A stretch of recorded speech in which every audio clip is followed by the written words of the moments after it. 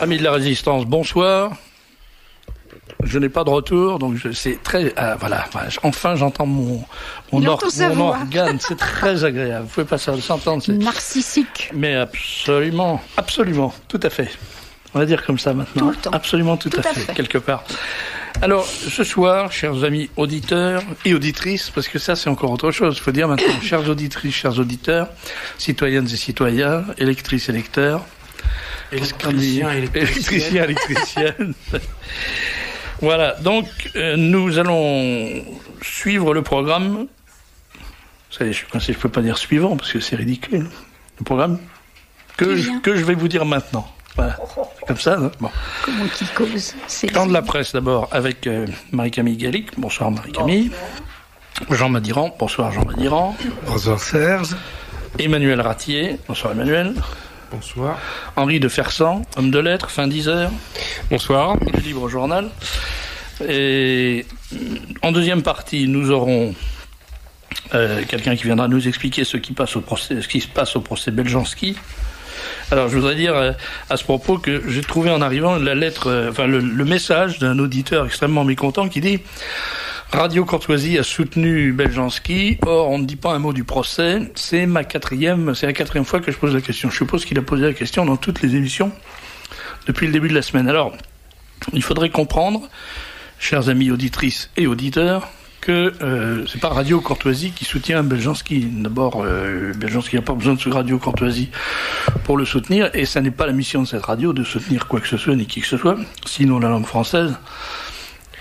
Et plutôt dans les autres émissions que dans la mienne, d'ailleurs. Mais c'est Serge de Beketch qui, c'est-à-dire moi-même, je vais faire comme Delon, je vais parler à la troisième personne, qui dans son émission, c'est-à-dire mon émission, a invité plusieurs fois des représentants de l'affaire, de l'association qui soutient les travaux du professeur Beljanski et de Madame Beljanski. Pas pour soutenir les produits Beljanski, je suis pas intéressé directement ni indirectement à la vente des produits, c'est pas du tout mon problème, mais c'est parce que cette affaire me paraît absolument emblématique du terrorisme que fait régner la mafia des laboratoires pharmaceutiques à travers le monde politique auquel elle donne des pots de vin. Voilà, je pense que j'ai été bien clair. Donc ma position, elle est politique, elle n'est pas du tout pharmaceutique. Je ne fais pas la différence entre la poudre de perlimpinpin et les produits Beljanski, c'est pas mon métier. Je dis simplement que la façon dont on a traité ces gens-là est un scandale, dont on a traité les malades et les chercheurs est un véritable scandale, et que c'est un scandale mafieux. Voilà pourquoi j'en parle dans cette émission. Donc je recevrai en deuxième partie Jean-Paul Leperlier, qui est journaliste et qui viendra nous expliquer ce qui se passe au procès en ce moment même. Je recevrai également Vurmeling qui viendra nous parler. Vous voyez qu'on est généreux et ouvert, puisque j'invite le fondateur d'une radio concurrente qui s'appelle Radio Silence. C'est joli comme idée, non? Radio Silence. C'est comme Télémiro, quoi. C'est pas grave. Alors Radio Silence qui fonctionne sur Internet. Et le numéro de Radio Silence sur Internet, vous le savez, vous qui savez tout, Emmanuel? C'est radio-silence.com ou .org. .org, voilà. Bon. Enfin, c'est pas la même. Enfin, il le développera, mais c'est pas une radio comme Radio Courtoisie. Ah non, ça n'a rien à voir. En fait, c'est une série de programmes enregistrés qu'on peut écouter en cliquant dessus. Dont un éditorial de votre serviteur, c'est-à-dire moi.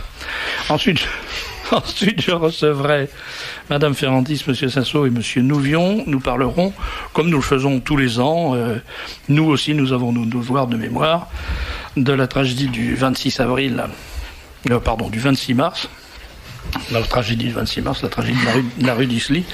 Et nous parlons également du scandale qui se poursuit avec les plaques de rue 19 mars, qui sont une chose absolument inacceptable. Et nous terminerons en recevant un tout jeune chanteur qui a enregistré un disque compact. Non, faites pas ces yeux-là, il a une... Non. C'est une espèce de traînée hétérosexuelle. Enfin, je vais pas poser la question, mais physiquement, il a l'air tout à fait... Okay. La traînée fait ces yeux-là? Comment? Vous avez dit ne faites pas ces yeux-là, c'est une espèce de traînée homosexuelle. Ça s'appelle. Non, c'est pas ça que je voulais dire. De Charles Trenet, hétérosexuel, c'est ça que je veux dire. Je parle du chanteur, là.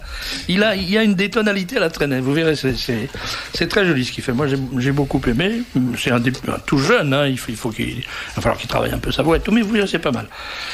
Enfin, c'est mon opinion et je la partage. Voilà, Jean-Pierre Mongendre, alors, les questions, c'est qui, quoi, où, comment, pourquoi et quand. Eh bien, nous voilà au micro de nouveau. Rebonsoir, chers auditeurs qui avez eu la patience de rester avec nous pendant toute la première heure et la première heure et demie. Et demie. Il y en a qui sont partis, hein. Non. Des auditeurs aussi. Pas du tout, ils nous aiment. Pas tous. Il y en a qui nous aiment pas. Ben, on fera avec. Hein. On peut pas être aimé par tout le monde, c'est pas possible. Ça fait longtemps que le passionnant docteur Plantin ne s'est pas exprimé à votre micro. Avez-vous prévu sa venue prochainement? Ben oui. C'est une bonne idée. Voilà, il y a un projet effectivement de le faire venir prochainement pour parler de choses diverses et variées. Alors maintenant, on va faire comme on le fait pratiquement tous les ans maintenant. C'est la 2 ou 3e fois que vous venez, je crois. Un peu plus. Un peu plus, oui.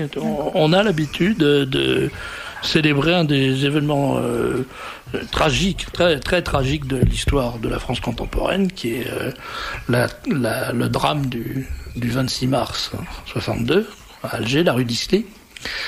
Et par tradition, on écoute toujours cette cassette qui est poignante, cet enregistrement terrifiant, terrible, et qui ce soir prend une dimension particulière. On va en parler, parce que on va parler également du 19 mars, qui est une date, la date du scandale. Et l'enregistrement du 26 mars montre bien à quel point c'est ridicule et scandaleux de prétendre que le 19 mars a été le cessez-le-feu en Algérie. C'était pas le cessez-le-feu en Algérie pour la terrible raison qu'une semaine plus tard, il fallait continuer à crier ce que vous allez entendre maintenant.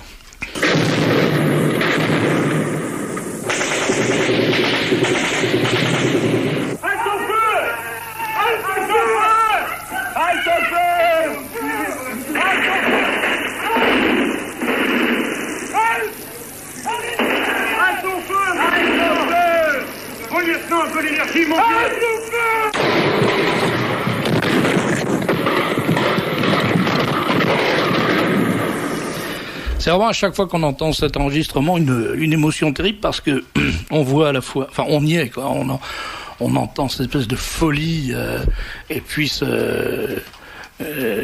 certainement ce monsieur qui doit être un ancien soldat, ou qui doit être un soldat, enfin un officier en tout cas, qui crie mon lieutenant, un peu d'énergie. Enfin. Non, c'est un civil qui crie, c'est monsieur Luxo qui crie, qui dit avec moi mon lieutenant, halte au feu. Le lieutenant Douchen était malheureusement bien incapable de crier ce halte au feu, et même de se faire obéir de ses hommes, malheureusement. En fait, on dit le 19 mars, le cessez-le-feu. Quelques jours après, on entend halte au feu. Le 19 mars, ce n'était pas le cessez-le-feu. Le 26 mars, il y a eu un halte au feu de crier et personne ne l'a entendu. Alors, est-ce que vous voulez nous rappeler, vous avez été, touché personnellement par cette tragédie du 26 mars, dans votre famille très proche, et est-ce que vous voulez nous rappeler les circonstances précises de ce drame, ne serait-ce que pour les jeunes auditeurs qui ne le sauraient pas. Bien sûr. Alors, tout commence bien sûr par le 19 mars, par les accords d'Évian, mais là tout à l'heure mes amis en parleront un peu plus longuement. En fait, les accords d'Évian donnent l'Algérie aux musulmans. L'Algérie n'est plus française. Il était bien certain que les Français d'Algérie n'allaient pas accepter ça. Il y a eu, à la suite de ces accords d'Évian, le blocus de Bab el-Oued, c'est-à-dire en fait un quartier, l'OS a décidé que un quartier serait zone française et que les autorités militaires n'y rentreraient pas. À la suite de ça, il y a eu un bouclage et le quartier de Bab el-Oued a été pendant plusieurs jours mitraillé. L'aviation a tiré et en fait dans ce quartier, on ne savait plus ce qui se passait. On savait qu'il y avait des morts, oui, on savait que le quartier était affamé et une manifestation a été décidée pour apporter soutien à ce quartier de Bab el-Oued. Il faut bien savoir que le mot d'ordre avait été donné sans armes, mais en fait ça m'amuse toujours un petit peu, ce mot sans armes, nous n'étions pas armés. Je vais vous dire, au rythme des perquisitions qu'il y avait chaque jour, la gendarmerie mobile s'en donnait à cœur joie. Croyez-moi, il fallait voir un peu dans quelles conditions se faisaient les perquisitions. C'était au quotidien. Donc, une arme, même un couteau de cuisine, il était examiné de très près. Donc, c'est vraiment sans armes que les manifestants sont partis vers Bab el-Oued. Et puis, arrivés devant la Grande Poste, l'armée a tiré. Alors, bon, certains disent, il y a eu un tireur et puis l'armée a perdu son sang-froid. Mais tout de même, pendant 12 minutes, l'armée a tiré. 12 minutes, c'est beaucoup. On ne perd pas son sang-froid pendant 12 minutes, ce n'est pas possible. On peut perdre son sang-froid pendant une petite minute, mais pendant 12 minutes, non. Et là, on l'a bien entendu, halte au feu, et les tirs ont continué.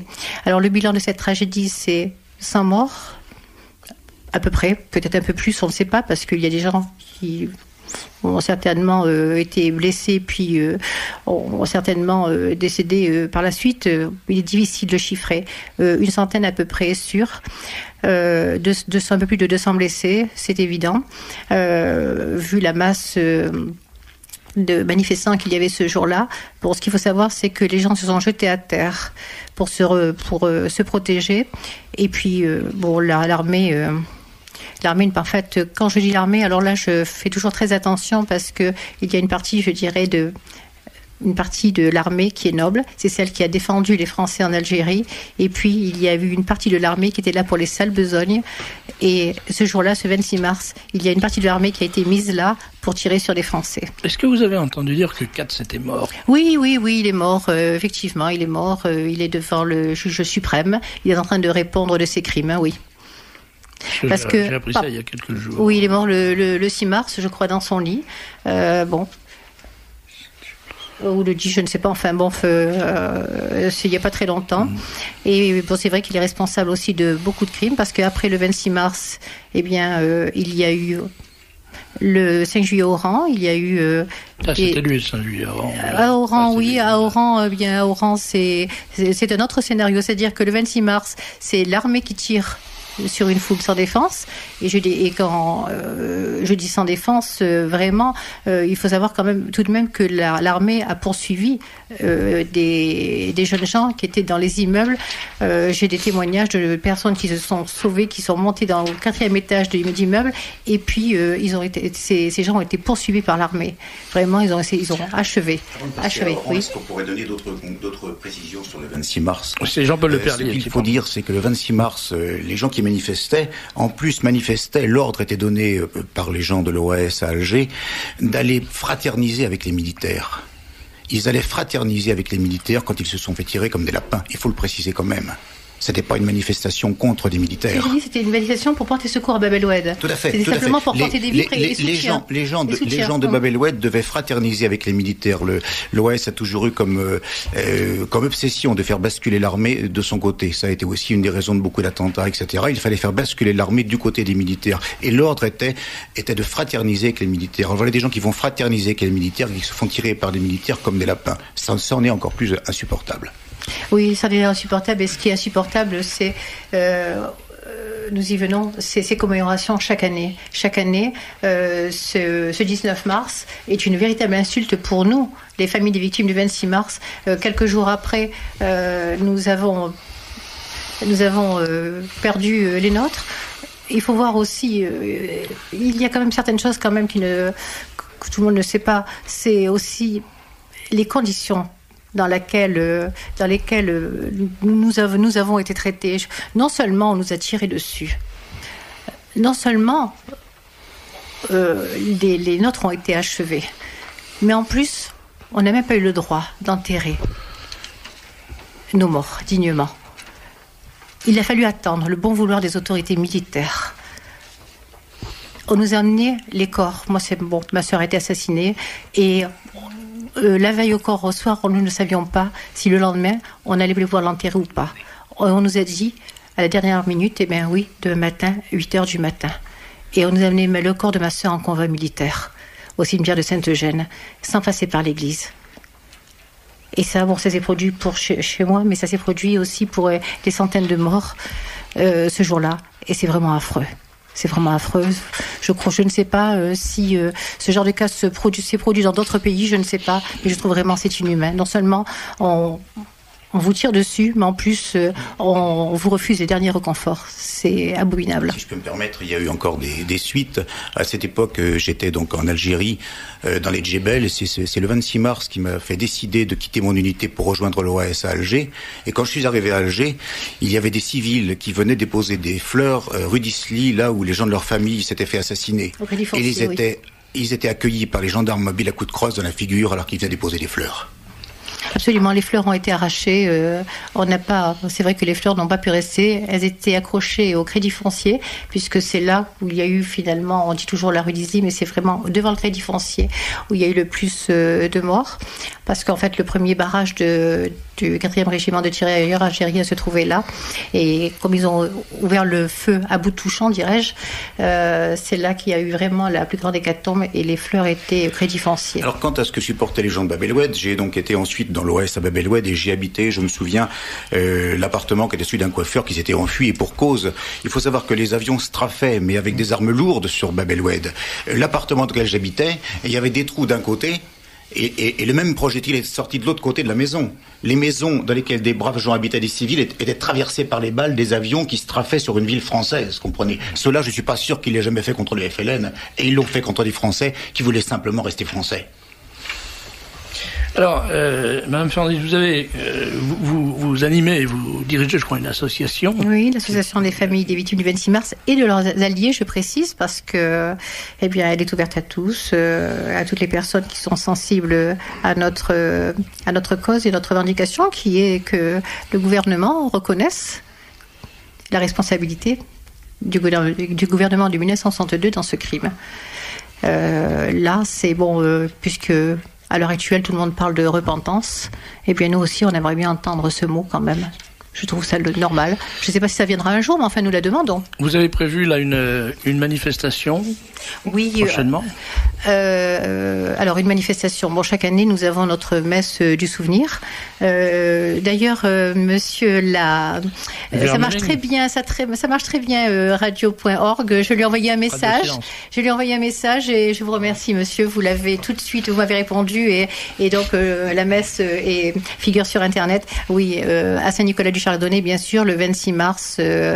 Ce lundi 26 mars, c'est vraiment un lundi, la date anniversaire, 18h30 à Saint-Nicolas du Chardonnay, avec sonnerie aux morts, parce que en fait, je crois qu'il n'y a qu'à Saint-Nicolas du Chardonnay où on peut faire ce genre de choses, c'est entendre une sonnerie aux morts à l'intérieur d'une église. Et puis, puisque j'ai le micro, là, je voudrais remercier l'abbé Christian Boucharcourt, parce que depuis plusieurs années, il nous accueille d'une façon vraiment extraordinaire. Il nous a dit, vous êtes ici chez vous, et c'est vrai que nous sommes à Saint-Nicolas chez nous. Il a accepté que nous mettions la statue Notre-Dame d'Afrique. Elle est là-bas. Et puis, il y a cette plaque, une plaque à nos morts, à tous nos morts qui sont tombés pour leur fidélité à l'Algérie française. C'est notre association qui l'a mise là-bas, mais bien sûr avec son autorisation. Et bon, quand j'ai demandé l'autorisation à Saint-Nicolas, ça m'a tout de suite été accordé. Mais bon, je ne me suis pas risquée d'aller la demander ailleurs. Je savais qu'elle me serait refusée. Vous êtes venu ce soir avec deux gardes du corps, si j'ose dire. Oui, mes amis. Monsieur Yves Sanson et monsieur Philippe Nouvion. Alors, Yves Sanson, vous appartenez à une autre association, qui est une association du souvenir. Une association de rapatriés, qui est l'Enfanoma, Association nationale des Français d'Afrique du Nord, d'Outre-mer et de leurs amis. C'est la plus ancienne des associations qui s'est longtemps préoccupée des besoins matériels et notamment de l'indemnisation, d'abord de l'assistance au rapatriement, puis de l'indemnisation, la constitution des dossiers de retraite, etc. Mais depuis plusieurs années, nous avons également pris conscience de toutes les lacunes que comportait notre action et nous sommes branchés sur l'action morale et sur la défense du souvenir et de la vérité historique. C'est un peu mon combat personnel au sein de cette association et il remonte déjà une bonne quinzaine d'années dans ce domaine. Comment agissez-vous? Sous quelle forme prend votre action dans ce domaine? Nous avons surtout un journal support, France Horizon, qui est un bimestriel, et dans lequel nous nous exprimons et que nous diffusons très largement, d'abord à nos propres abonnés, mais aussi à toute la classe politique, à tout ce qui est censé faire bouger les choses dans ce pays. Est-ce que on peut dire la communauté rapatriée, j'aime pas tellement le mot communauté, mais il y a quand même cet aspect, c'est indiscutable, est encore très vivace. Je me souviens quand j'étais tout jeune homme, elle était extrêmement vivace, remuante, elle organisait beaucoup de réunions, de kémia, de couscous, de bal, et puis j'ai eu l'impression qu'à mesure que les années passaient, c'était moins vivant, et puis c'était surtout beaucoup plus dans le Midi. Quand j'étais à Toulon, je me souviens d'avoir participé à un couscous géant qui avait été organisé par des rapatriés dans la région de Toulon, et c'était extraordinaire. Il y avait, je sais pas, 400 ou 500 personnes qui étaient là. Mais dans la région parisienne ou dans le Nord, on voit moins ce genre de choses. Est-ce qu'il y a encore des activités de ce genre ? Et il faut dire que les rapatriés, lorsqu'ils l'ont pu, ont gagné les rivages méditerranéens. Donc, soit pendant leur activité, quand ils ont pu obtenir une mutation, mais surtout au moment de la retraite, ils sont descendus pour la plupart dans le Midi. Et donc ces activités subsistent, mais bien sûr elles sont folkloriques, elles sont importantes, elles maintiennent le lien au sein de la communauté. Mais par contre, il reste tous nos problèmes à régler, tous nos problèmes et matériels et moraux.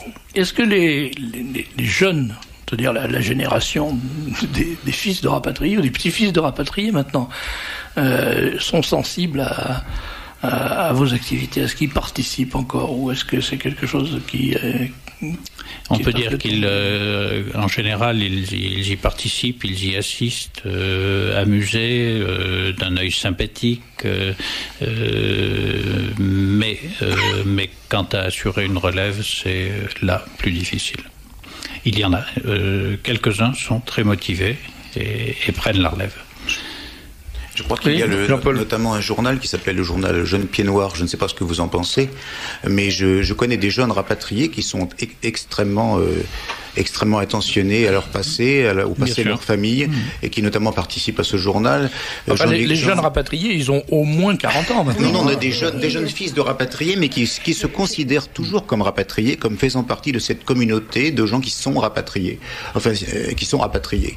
Jeune Pied Noir, ils ont à peu près une cinquantaine d'années. Hein. Oui, non, mais je dis que je connais des jeunes. Je connais des jeunes. Bien, le fils de notre ami Lusbert, qui venait souvent d'ailleurs à Radio Courtoisie, assurer le secrétariat ici par exemple, est allé même faire des pèlerinages, retrouver des anciens chefs de l'OAS, leur poser des questions, essayer de comprendre, et s'y intéresser énormément, a fait quelques articles à son âge. Il avait 18 ans, 17 ans à l'époque, il a fait quelques articles dans Jeune Pied Noir. Donc non, il y a effectivement beaucoup de jeunes, à mon avis, qui sont très, très motivés. Mais effectivement, il faut les intéresser. Depuis un an, j'ai un site aussi sur Internet, et j'ai de plus en plus de demandes d'enfants de rapatriés. Les parents ne leur ont rien dit de leur passé, et là en fait ils sont à la recherche de leurs racines, et finalement c'est par Internet qu'ils demandent des renseignements. Mais l'Internet, pour ce genre de travail, c'est quelque chose de formidable. Je me souviens encore une fois, quand j'étais tout jeune journaliste à Minute, on avait beaucoup de rapatriés qui venaient nous voir en nous disant: je voudrais essayer de retrouver des cousins, des parents, des amis.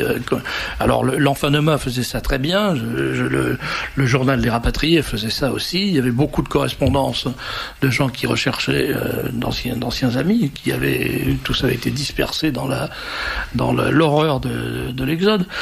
Mais maintenant, avec l'Internet, c'est un outil formidable pour retrouver les gens. Il y a autre chose, en fait, Internet n'est pas censuré. Nous prenons, notre problème français d'Algérie. Vous prenez un livre d'histoire, le 26 mars, vous ne lirez pas une seule ligne sur le 26 mars. Par contre, si vous cherchez à Pied Noir, Isly, Mars ou autre, vous allez tomber sur le site du 26 mars. Et là, vous apprendrez une page vraiment d'histoire. Alors là, c'est intéressant ce que vous dites, d'autant que beaucoup de questions viennent d'auditeurs et d'auditrices, en l'occurrence, qui nous disent, mais qu'est-ce qui s'est passé précisément? Quelles étaient les troupes utilisées? Les jeunes gens qui vous écoutent ne doivent rien comprendre à ce que vous dites. Des Français contre d'autres Français, ça semble incompréhensible. Pourtant, il n'y a qu'à sortir dans la rue pour voir ça. Précisez bien que ce n'était pas l'armée française, mais l'armée gaulliste qui a tué les Français. Oui. Quelles sont les unités qui ont tiré sur les manifestants du 26 mars? De quoi les unités étaient-elles composées? Qui a donné l'ordre? Alors, je me tourne vers Philippe Nouvion, qui est venu avec vous aussi. Philippe Nouvion, vous représentez... Je suis secrétaire général d'une association qui s'appelle le Recours France et président de la mémoire de la France d'Outre-mer. C'est-à-dire que c'est pas le terme exact, une succursale, si vous voulez, du Recours que j'ai créé il y a quelques années, parce que comme mon ami Yves Saint-Sault, les problèmes matériels, c'est bien. Nous atteignons maintenant le fond de la casserole dans leur résolution. Mais les problèmes moraux et de mémoire sont d'une importance majeure, parce que comme beaucoup de jeunes, puisque vous nous dites qu'ils vous interrogent, là, maintenant, pour savoir ce qui s'est passé, qu'ils ne comprennent pas que des Français aient tiré sur des Français, il va bien falloir que l'État reconnaisse un jour ce qui s'est passé en Algérie avant l'indépendance et après l'indépendance. Parce que j'entendais dire tout à l'heure que l'État français, au moment des accords d'Évian, avait signé des accords. Il n'a pas signé des accords avec l'Algérie. Il a fait un paquet cadeau de l'Algérie au FLN, ce qui est complètement différent. Il ne faut pas oublier qu'historiquement, le FLN était battu militairement, qu'il était minoritaire en Algérie, mais majoritaire à cause de son art de pratiquer la barbarie sur les populations civiles. C'est ça, alors, c'est d'ailleurs un des aspects les plus scandaleux du raffut médiatique qui a été fait autour de l'affaire de la torture. Absolument. Parce que même si la torture a été pratiquée par l'armée française, et d'ailleurs dans des circonstances précises qu'on connaît, qui ont été reconnues et qui ont été expliquées, jamais les actions qui ont été... Jamais les mesures qui ont été prises dans le cadre de l'obtention de renseignements n'ont atteint en sauvagerie, en barbarie, en monstruosité, des choses qui étaient quotidiennement perpétrées par les tueurs et les terroristes du FLN. Les nez coupés, les oreilles coupées, les yeux arrachés, enfin tout ça. On peut en faire des discours à n'en plus finir. Jamais l'armée française n'a fait ça. Non, il n'y a aucune comparaison entre... Yves Saint-Sault et moi-même, si vous voulez, qui sommes des officiers appelés du contingent, qui avons comme notre ami à gauche, à ma gauche, Jean-Paul Leperlier. De gauche, à gauche. Oui, pas vraiment. Oui, à gauche. Qui avons fait partie de commandos de chasse, qui étaient ces unités qui traquaient les bandes FLN, et nous vivions comme eux. Nous pouvons en témoigner. Si vous voulez, la guerre d'Algérie a été gagnée début 61. Militairement, il n'y avait aucun problème. Seulement, nous avons perdu l'Algérie politiquement, à la suite de la politique qui a été pratiquée par le gouvernement de l'époque. Mais il faut rappeler, puisque, comme vous le dites, 12 intellectuels, enfin intellectuels entre guillemets, parce que parmi eux, il y a un déserteur et un insoumis du Parti communiste français, ont relancé cette polémique sur la torture en Algérie. Seulement, ils oublient de dire qu'en 56, début 56, à l'Assemblée nationale, M. Guy Mollet avait demandé la confiance de l'Assemblée nationale pour instaurer l'état d'urgence en Algérie, et que cette confiance a été votée à M. Guy Mollet, socialiste. Remarquez, c'est un socialiste qui disait les communistes ne sont pas à gauche, ils sont à l'est. Oui. Bon, il avait ce mot assez extraordinaire. Mais il ne faut pas oublier que la confiance a été votée aussi par le Parti communiste, par messieurs Thorez et Duclos, pour que l'armée rétablisse l'ordre en Algérie. Mais il ne faut pas oublier qu'à ce moment-là, vous aviez eu les massacres de Melouza, les massacres d'El Alia, etc., où il y a eu 800 ou 900 morts, vous avez fait une description, mais bon, je ne le dirai pas là. Il y a des photos qui existent de ces massacres épouvantables. D'ailleurs, si vous voulez, le fait du FLN, c'était pas de torturer, c'est de dire torturer mais faites souffrir. Bon, alors je pense que l'armée française a reçu des ordres du pouvoir civil, légale, politique.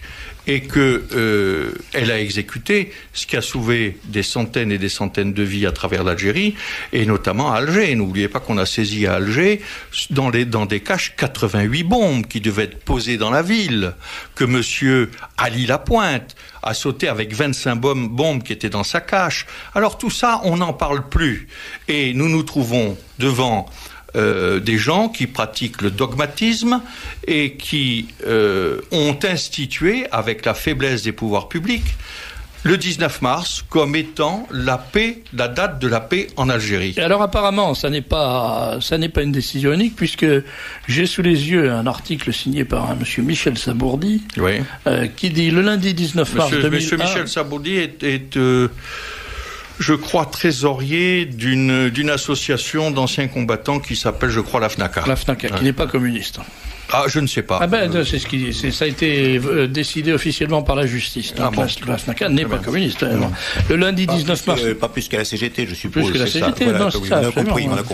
Le lundi 19 mars 2001, écrit M. Michel Sabourdi, « Sortons de chez nous et rassemblons-nous exceptionnellement nombreux pour opposer aux éclaboussures de ce débat qui dure la ferme et tranquille détermination de ceux qui n'ont pas à se cacher d'avoir répondu à l'appel du pays. » Et il ajoute un peu plus loin, « Un mois plus tard, nous aurons également l'opportunité à ne pas manquer de rappeler que la majorité des soldats appelés ou d'actifs ont pu s'opposer à la tentative de putsch du 22 avril 61. C'est-à-dire, une fois de plus, un mensonge historique. Mais enfin, ça, absolument. Dans la bouche d'un non-membre du Parti communiste. C'est pas surprenant. Mais voilà, donc, de la part de ces gens, de cette gauche, il y a la volonté d'instaurer un faux cessez-le-feu en valeur historique, en référence historique, le 19 mars, et ensuite le 22 avril, de faire du 22 avril une nouvelle célébration de la prétendue opposition du contingent au putsch. Tout ça, naturellement, pour cacher la réalité de cette histoire de l'Algérie. Alors, je voudrais revenir sur le 26 mars, Madame Ferrandi, parce que on a au téléphone Gérard Marin, qui était journaliste, je crois qu'il devait être à Paris Match à l'époque, me semble-t-il. Enfin, il va nous le dire tout de suite, et qui était sur place, lui, le 26 mars. Gérard, vous êtes avec nous ? Oui. Bonsoir, Gérard. Merci d'avoir appelé, c'est très gentil. Bonsoir, Serge. Donc, vous étiez présent au moment des événements aussi, et on a eu, au moment du drame de la rue d'Isly, on a eu tout à l'heure le témoignage de Madame Ferrandi, mais qui, elle, était parmi les manifestants et parmi les victimes. Donc, c'est un regard. Et j'aimerais bien que vous nous donniez, vous, le regard du journaliste. Qu'est-ce que vous avez vu ce jour-là ? Serge, j'étais un des envoyés spéciaux du Figaro à Alger. C'était Figaro.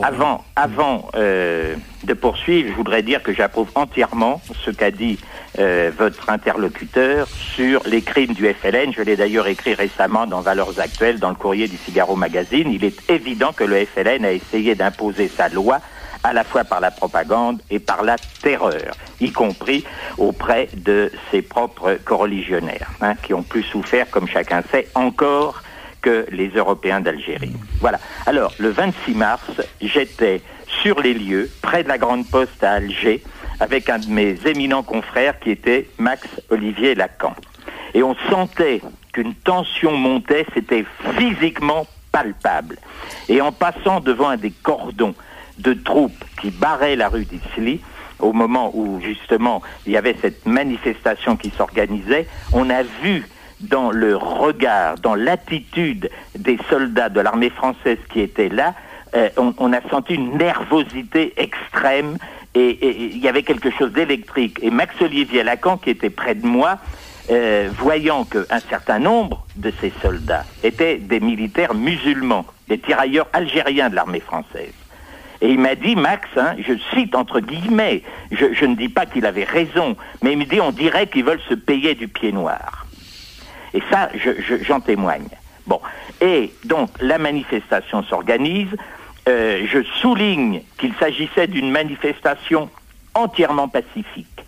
Le cortège était composé de femmes, d'enfants, de vieillards, de gens de toutes catégories qui souffraient, qui étaient écœurés, effectivement, de la mise en quarantaine du siège de Bab el-Oued. Et toute cette foule pacifique se dirigeait vers Bab el-Oued pour soutenir moralement les gens qui avaient éprouvé de dures épreuves. Bon, là j'ouvre une parenthèse rapide pour dire, parce que c'est la vérité, que je n'étais pas tellement du côté de l'OAS dont j'ai réprouvé les excès. Hein. Mais bien entendu, tous les crimes FLN, toute la terreur FLN, tout ce terrorisme aveugle et épouvantable, je l'ai abondamment souligné. Mais ce qui m'a frappé dans cette affaire, c'est que il y avait une volonté, moi j'ai senti comme une volonté déterminée de briser la résistance morale des Pieds Noirs en faisant un exemple épouvantable, en noyant cette résistance dans le sang.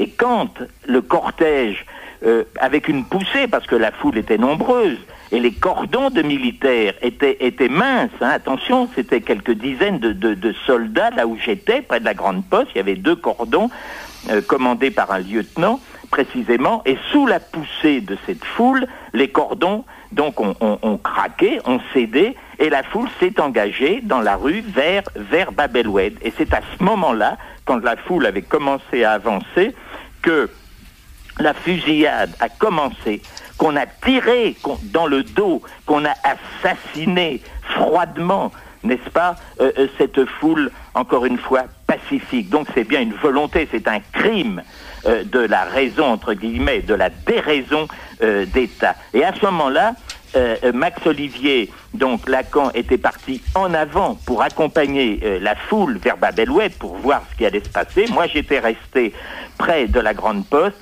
et ça a commencé à tirer de tous les côtés. Je me suis couché comme beaucoup de gens. J'ai réussi à me faufiler, à me glisser dans un couloir d'immeuble sans quoi je terminais ma vie. Mais dans ce couloir d'immeuble, il y avait même des gens couchés dans le caniveau. J'ai tout vu. Et j'ai vu que, comme beaucoup de gens étaient couchés, j'ai vu qu'à un moment, ça c'est le comble de la dégueulasserie, j'ai vu que les militaires ont baissé le tir des fusils mitrailleurs. Ils ont tiré au sol pour tuer également les gens qui étaient couchés par terre pour se protéger. Et j'ai entendu, bien entendu, ce halte-au-feu. Quand je l'entends, comme je l'ai entendu tout à l'heure, j'en suis encore bouleversé, j'en suis retourné. Ce sont des images que je n'oublierai jamais. J'ai vu des secouristes arriver pour se pencher sur les mourants. Il y avait même un prêtre qui est venu après pour réconforter ou fermer les yeux des mourants. C'était un bain de sang, c'était quelque chose d'épouvantable. Alors je dis que c'est prémédité. Je vais vous dire pourquoi c'est. Parce que j'en ai partagé, j'en ai vécu des manifestations de toutes sortes dans cette époque dramatique à Alger. Mais à chaque fois que le pouvoir avait voulu disperser une manifestation, il l'a dispersée à coups de canon à eau. C'est pas agréable de recevoir de l'eau sous forte pression à travers la figure et sur le corps, c'est terrible. Mais ça permet d'arrêter une manifestation, ça permet de la casser, de la briser. Eh bien là, c'est pas avec des canons à eau qu'on a tiré, c'est avec des fusils mitrailleurs et on a vraiment assassiné une foule désarmée, une foule pacifique, une foule qui était au comble de la souffrance parce qu'elle voyait mourir la terre où elle était née, et ça a été quelque chose d'épouvantable. Et je vais vous dire, bien que n'étant pas un partisan de l'OAS, où j'avais quand même des amis, eh bien, j'ai écrit simplement un reportage de ce que j'ai vu et vécu, qui a paru le lendemain dans le Figaro, et qui m'a valu d'être menacé. J'ai été convoqué par la DST, menacé d'expulsion. Il m'avait déjà expulsé une fois d'Algérie parce que j'avais écrit des choses qui ne plaisaient pas au pouvoir politique. J'ai été menacé une seconde fois d'expulsion, mais grâce à l'intervention de mon patron de l'époque, Pierre Brisson, quand même, ils m'ont maintenu sur place. Et je dois dire qu'il y a un certain nombre d'années, j'avais proposé un papier pour raconter cette tragédie, un moment, une année anniversaire, je sais plus si c'est en 82 ou en 92, je ne sais pas. Je crois que c'est en 92 quand Franz-Olivier Gisbert, il faut dire les choses telles qu'elles sont, était directeur de la rédaction. Eh bien, il m'a passé mon papier intégralement à la DER du Figaro, où j'ai raconté ce que j'avais vécu, cette tragédie du 28 mars. Nos amis qui sont là, Madame Ferrandi et Monsieur Nouvion, se souviennent d'avoir vu ce papier. Voilà, et je n'arrive pas à l'oublier. C'est une des choses les plus abjectes. Dieu sait si on a vu des choses abjectes, des choses dégueulasses, des choses au cours de cette guerre d'Algérie, comme hélas dans beaucoup d'autres guerres révolutionnaires, car c'est une guerre révolutionnaire. Mais ça, je veux dire, ça a été le comble. Ça a été le comble du crime d'État. Et ça, c'est une chose, je crois que... Merci Gérard Marin de ce témoignage. Voilà. Et puis à bientôt sur cette antenne. Et j'ai vraiment failli y finir mes jours. Et j'ai vu, et ça a été quelque chose d'effrayant, de voir tous ces innocents assassinés comme ça. Hein, Merci beaucoup, Gérard. Par un pouvoir qui... Vraiment, par le pouvoir gaulliste. Qui a abandonné une terre d'une façon aussi dégueulasse. Moi, j'étais pas pour l'OS, mais évidemment, j'étais contre le lâchage de l'Algérie au FLN. Hein, c'est évident. Merci de ce témoignage. Voilà. À bientôt. Au revoir. Au revoir, Gérard. Est-ce que vous avez voulu Jean-Paul, je voudrais pas que comme j'étais pas prévu que mes interventions puissent déranger, il faut me le dire. Non, mais on arrive au bout de cette... oui, on va donner la parole aux autres invités. Mais alors, Monsieur Nouvion, vous vouliez dire quelque chose? Oui, il y a une chose qu'on ne dit pas, mais qui existe, c'est que quelques autopsies ont été faites. Et on s'est aperçu que les quelques morts et blessés graves qui ont pu être autopsiés, et j'ai un témoignage, l'ont été par des balles doum-doum. C'est ce que ça veut dire, des balles doum-doum? Des balles qui avaient été croisées. Voilà. Donc il y avait préméditation. Et Monsieur Fouché avait reçu l'ordre, avec le siège de Bab el-Oued, de casser le moral de la population française, de toutes origines, de toute religion, absolument de casser le moral, parce qu'on approchait du 1er juillet, et il fallait absolument que les événements, si vous voulez, ne soient plus suivis par la population française d'Algérie, quelles que soient ses origines. Et ça, le 26 mars, c'est une chose absolument scandaleuse, et il faudra bien qu'un jour, l'État, comme l'affaire du Veldiv, reconnaisse le 26 mars, reconnaisse le 19 mars, parce que là, on parle du 26 mars, mais dans le bled, moi, où j'étais, il fallait voir ce qui se passait. Moi, j'ai eu un chef de culture et son adjoint qui ont été assassinés le 3 mars, à 300 mètres d'un barrage de gendarmerie qui n'a pas bougé. D'ailleurs, je me pose des questions à ce sujet-là, au sujet de leur mort. Bon. Donc, il va bien falloir qu'on mette tout ça au clair, comme le massacre d'Oran, le 5 mars. Alors, il y a une chose que je veux préciser, c'est qu'on parle de l'armée. C'est une certaine armée.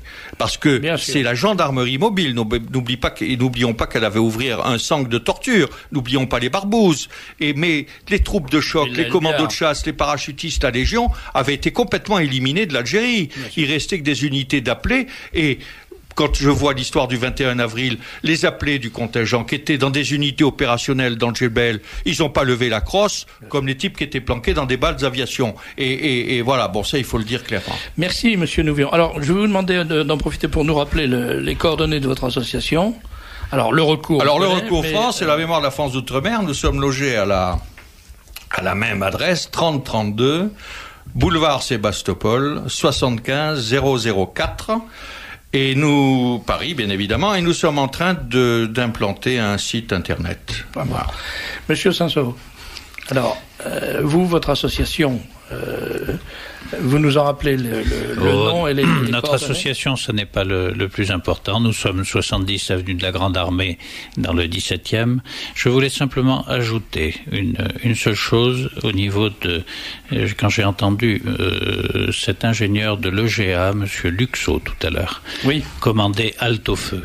C'était un civil, c'est vrai, mais c'était un officier de réserve. Ah, c'est ça, on le sent très bien. Ce commandement, je l'ai dans l'oreille depuis ce jour-là. J'étais en permission libérable à ce moment-là, je terminais mon service, et le 19 mars, j'étais également en permission libérable.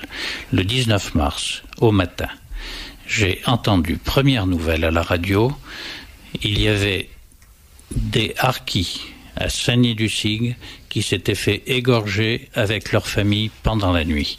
Ces harkis, c'était les harkis de ma compagnie, c'était les harkis avec lesquels j'avais travaillé pendant 2 ans.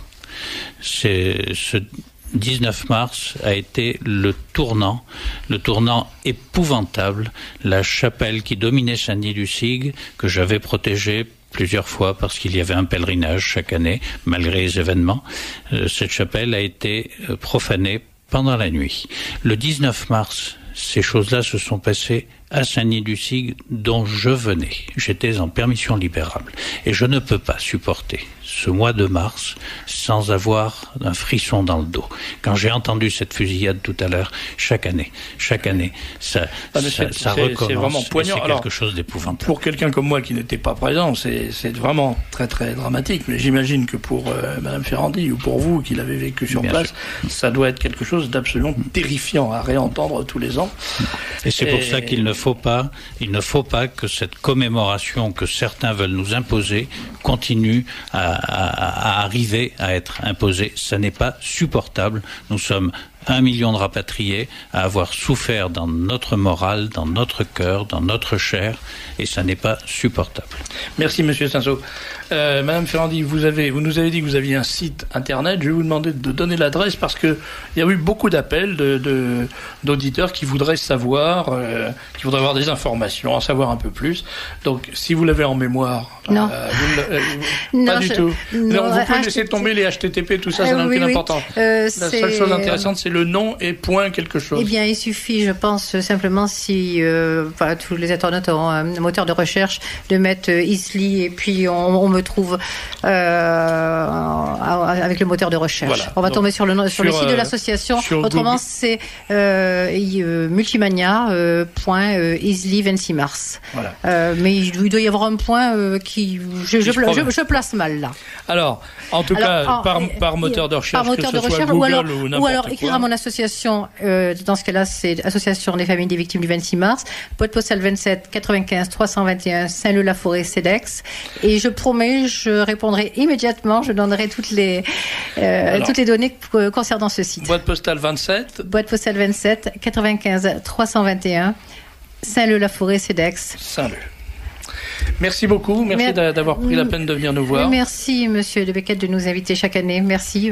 Vous êtes un des rares. Grâce à vous, un jour, la vérité sera dite.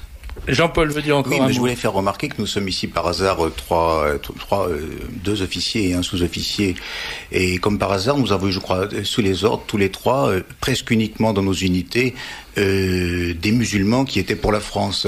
Et ce ne sont pas seulement les Français qui ont été trahis en Algérie, c'est toute une part de la population musulmane qui était totalement pour la France.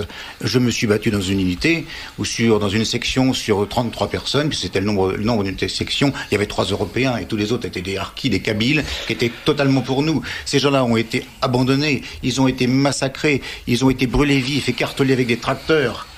On les a laissés tomber d'une manière ignoble et ces gens-là aussi sont les victimes de l'ignominie gaulliste. Oui, merci il y a disparu aussi.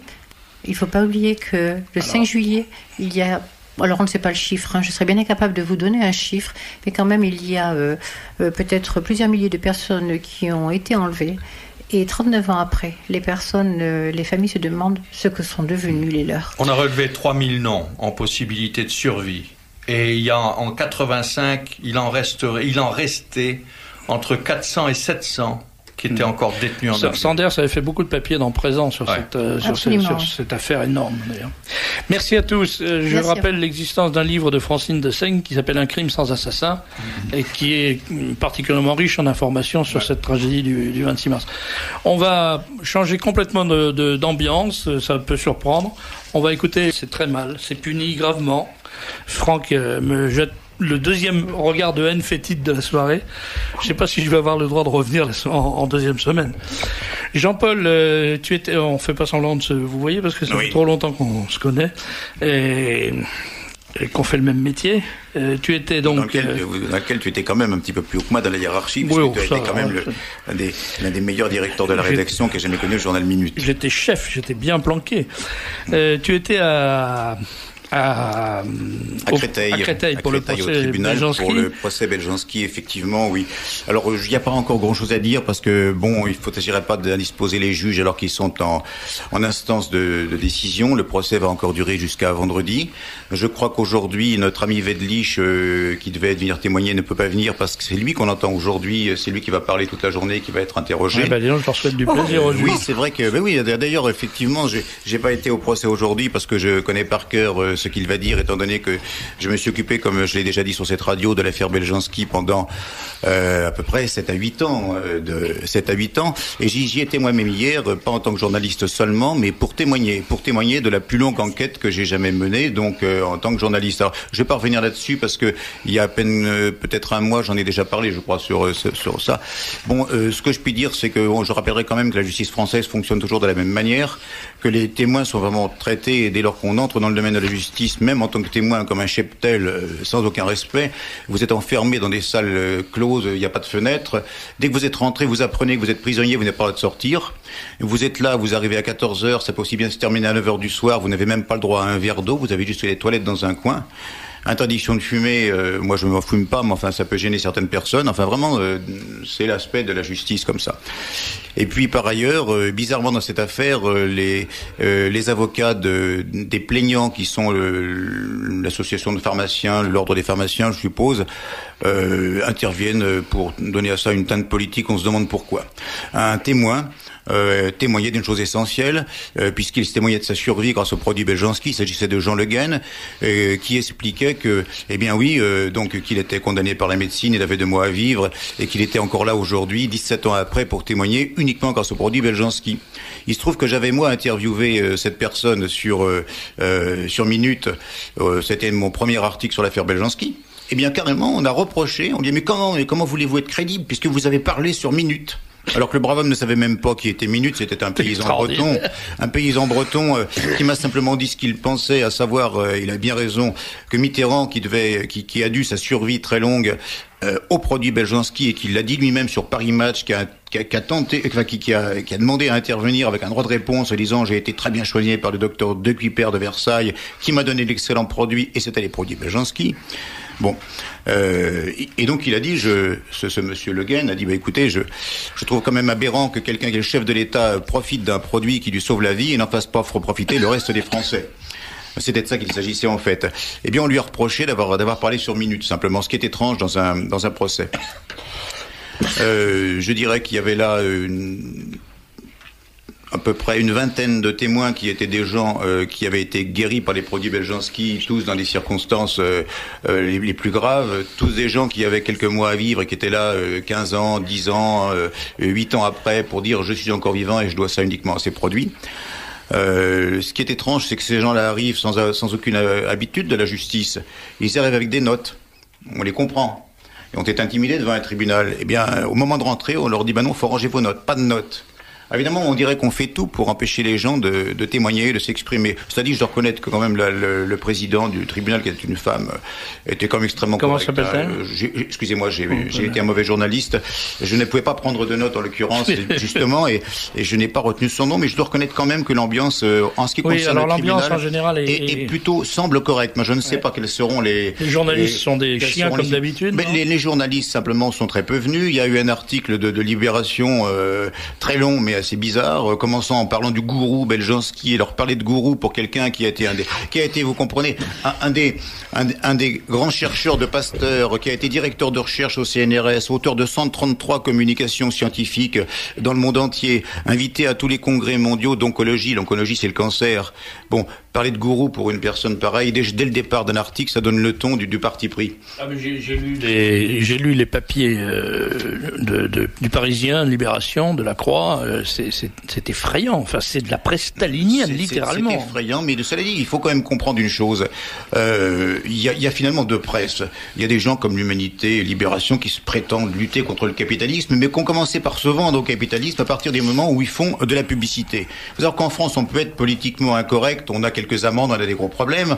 On peut être scientifiquement incorrect, mais être industriellement ou financièrement incorrect, toucher au portefeuille des grands lobbies, ça, c'est pas toléré dans la presse. Or, les grands lobbies ont à leur disposition des moyens bien simples d'imposer leur point de vue.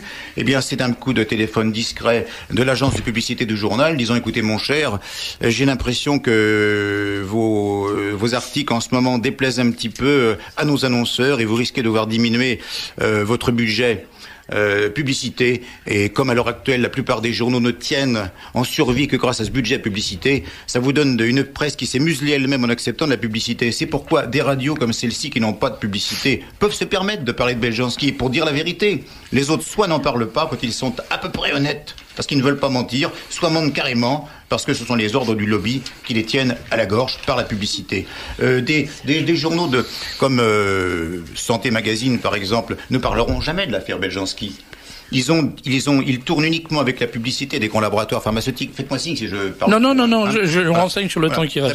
Très bien. Ils vivent uniquement de ça. Ils n'en parleront jamais. En revanche, des petits journaux de santé, comme Médecine Nouvelle, comme Médecine pour tous, on peut en parler, parce qu'ils n'ont pas de publicité. C'est la raison pour laquelle Minute pouvait en parler, que la Une pouvait en parler, que Présent pouvait en parler, pas parce qu'ils sont de droite ou de gauche, parce que simplement, eux au moins, ne sont pas des pseudo-résistants contre l'ordre capitaliste, comme l'Humanité qui fait de la publicité, comme Libération, comme quelques autres. Eux, vraiment, ne se sont pas vendus, eux ne font pas de publicité. C'est la raison pour laquelle Minute était vendue 16 francs, avec à peine 8 pages, pas en couleur, sur un affreux papier, mais une bonne qualité de journalisme à l'époque, mais alors que Marianne, avec 10 fois plus de pages, ou davantage encore, sur papier glacé, avec de belles illustrations en couleur, était vendue 10 francs. Grâce à la publicité. Mais Marianne n'est pas une presse libre. Marianne, comme tous ces journaux-là, c'est une presse vendue qui s'est muselée elle-même. Merci Jean-Paul. Alors voilà, on attendait un témoignage sur un procès. On a une philippique contre la presse vendue, mais moi j'aime bien, ça me fait plaisir. Vrai, mais si vous voulez, Jean, sur le procès, je peux vous parler de la deuxième partie de mon témoignage ici, si vous voulez. C'est que après avoir, je l'avais déjà parlé de la première partie de mon témoignage, j'avais témoigné sur Radio Courtoisie. La deuxième partie de mon témoignage, dont je me serais bien passé, et ma foi, c'est un peu gênant pour ses pudeurs, mais je me suis obligé à en parler parce qu'il faut quand même bien avoir le courage de dire la vérité, même quand c'est gênant. Et j'en ai donc parlé au procès pour leur expliquer que je suis sans doute celui qui aura mené l'enquête la plus complète que personne n'aura jamais menée sur Beljanski. D'abord parce que j'ai interrogé 4000 personnes pendant 8 ans, mais ensuite parce que la dernière personne, le dernier cobaye, c'est moi-même. J'ai été atteint par un cancer. J'ai appris le 7 juillet dernier que j'avais 12 semaines à vivre, un peu moins de 3 mois, que ce serait 3 mois d'enfer, que j'étais virtuellement mort. J'ai rendu à ma femme sa liberté. Je me suis préparé pour ma crémation. J'ai pris toutes mes dispositions. J'ai demandé à ma femme de partir en vacances pour ne pas être là lorsque je mourrais. Je ne voulais pas que mes enfants me voient disparaître. Et quelqu'un que je connais bien, à qui j'avais moi conseillé en un temps les produits Beljanski, m'a fait livrer une nuit, vers 1h du matin, mes premiers produits Beljanski. J'avoue que je les avais oubliés. J'étais tellement bouleversé parce qu'ils venaient de m'arriver. Et j'ai pris mes premiers produits Beljanski cette nuit-là, grâce à cette personne que je remercie beaucoup. Et j'ai continué à les prendre depuis. Et aujourd'hui, j'ai pu, grâce à ces produits, suivre des radiothérapies très fortes que je n'aurais pas pu suivre parce que les produits Beljanski m'ont protégé contre les effets de la radiothérapie. Aujourd'hui, ma tumeur cancéreuse, qui était énorme, a totalement disparu. Les ganglions cancéreux ont totalement disparu. Les marqueurs cancéreux dans le sang ont totalement disparu. Les gens qui ont vu ça, les médecins n'en reviennent pas. Eh ben, je leur ai dit, il y a une explication, Beljanski. Ça, c'est la deuxième partie de mon témoignage, qui est un petit peu gênante pour la pudeur de quelqu'un. On préférait ne pas en parler, mais je crois aussi que dans certains cas, comme ça peut peut-être sauver d'autres personnes qui ont des gens de leur famille qui sont touchés comme moi, on n'a pas le droit de se taire. Merci Jean-Paul. Toujours soldat. Merci beaucoup. Voilà, alors on va terminer cette émission qui était un peu dramatique, faut le dire, des sujets un peu lourds. Hein, on va terminer.